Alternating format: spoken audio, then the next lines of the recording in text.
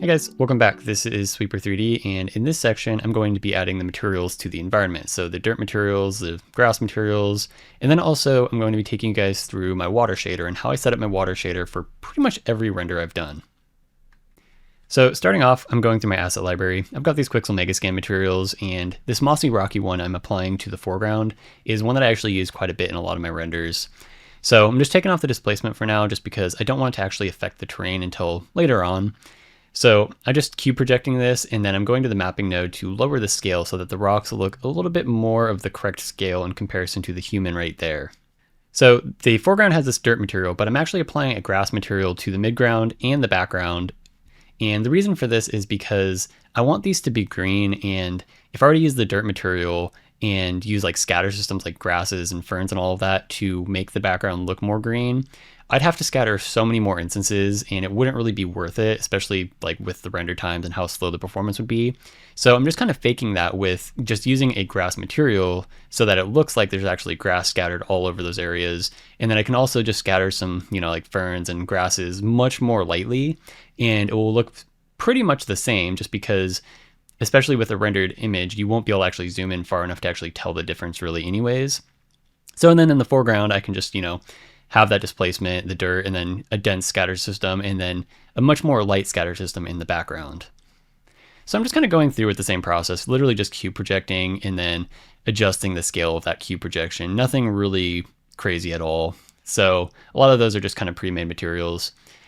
All right, so I just set up my default water shader that I use for pretty much every project. I'm gonna give you guys an overview of what all is in this water shader. It's pretty simple. So let me zoom in here so I can get a better view. So as you can see, it's just kind of like this blue water, kind of like this blue murky water with water ripples. And this is all what is inside the water shader. It's pretty simple. I got a principled BSDF right here, and I'm mixing that using a mix shader with a transparent BSDF. And right here I have a light path node. So if I just show the full thing, you can see there's all of these options. I have it set to is camera ray. And this just gives it much more realistic reflections. So if I actually take this off right now, you're gonna see it's not gonna be as reflective. It will still look kind of water-like, but the reflections just don't look as realistic. So is camera ray in the factor, and it just makes this much more nice and realistic. So this is my setup for this. So right here in the roughness, I have this at 0. So the roughness it's just, there's no roughness. It's very reflective and shiny like water. Sometimes I change this to a very low value, so it's not as reflective and glassy. Sometimes I'll also put like a noise texture in here as well, just so there's some like random patterns, like, rough patches and reflective patches. That can be really cool too, especially if you're doing like pretty glassy water with not as many ripples as I have right here. But in a lot of cases, this is fine. All right, and then over here as well is the volume settings. So I use volume instead of my water. This does pretty much a lot of the work. Like this is like probably 70% of the effect for my water shader. If I take this off, it's going to just not really look anything like water at all. It kind of does, but it's more like glass, I guess. So this just does so much for this water. And this is happening because I actually have my water inside of a extruded plane. So it's kind of like a cube.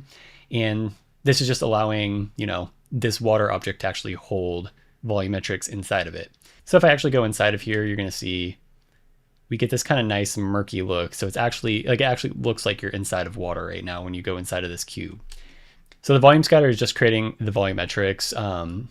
If I actually take off the volume absorption, you're going to see the water just gets much more bright and also less saturated. And this is because the volume absorption absorbs light. So basically the deeper down into the object, the darker it's going to get. And, the closer to the surface, the brighter it's going to be. Without that, everything is going to be just super bright, and, there's not going to be any variation in the darkness, which is kind of creating this super desaturated bright look. If I just darken this color, maybe saturate it a little bit more, then we'll get kind of a similar look, but it won't be as realistic as when I mix a volume absorption and a volume scatter. So this value right here is controlling just basically the density of the volume, as well as the amount of absorption. I have this multiply node right here before the absorption because I'm actually doubling the amount of absorption. So basically if I have, 0.2 for the volume scatter, this 0.2 is actually 0.4 for the absorption. So this just gives it a bit more of a dark look. So if I go to 1, it's going to be a little bit brighter. If I go to 0 again, you're gonna see it's super bright. So I just think this looks really good. Sometimes I go a little bit darker, sometimes I go a little bit brighter, but this is a good kind of range for most cases. And then this RGB node is just the color of the volumetrics as well as the water material. I have this hue and saturation desaturating the actual base color. It doesn't really do too much. As you can see, it's kind of just, you know, brightening the color a bit and then also desaturating it.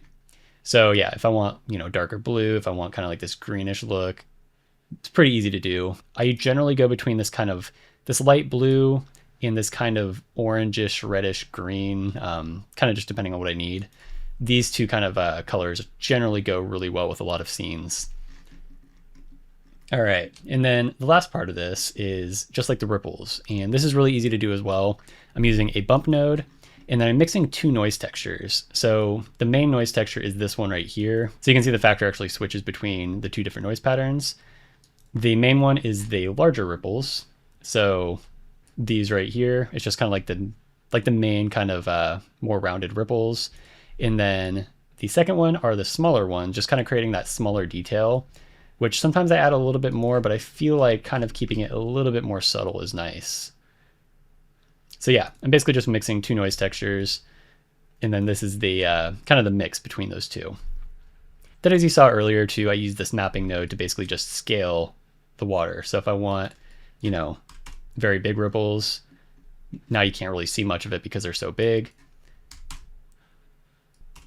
And if I want them really small, I can do something like, I don't know, 50, and now they're much smaller. So that's just basically how I scale everything. All right, so yeah, this is basically my water material. Pretty simple to do. I'll actually do this real fast. If you want to kind of copy this and create your own water material out of this, then feel free to do so. All right, so that wraps it up for this section. I hope you guys enjoyed this video. If you haven't already, please subscribe to NVIDIA Studio's YouTube channel and stay tuned for their new videos. The next part of this series is going to cover the early detailing of this project. So like creating the scatter systems and just like the early details and getting this to look more closely to like a final render. So I'll see you guys there.